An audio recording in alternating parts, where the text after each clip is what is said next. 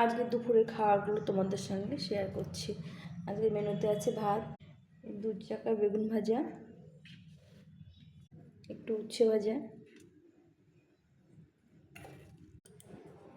একটু পালং শাক করেছি, টমেটো, বড়ি, আলু, শিম সব দিয়ে এই পালং শাকটা করেছি।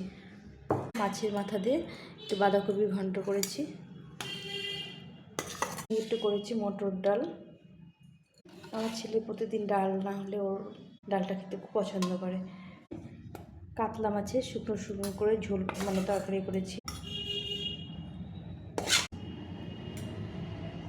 সবশেষে একটা গুড়ের খেজুরের গুড়ের রসগোল্লা। কেমন লাগলো অবশ্যই কমেন্ট করে তোমরা জানিও। ভালো লাগলে লাইক শেয়ার সাবস্ক্রাইব করে পাশে থেকো।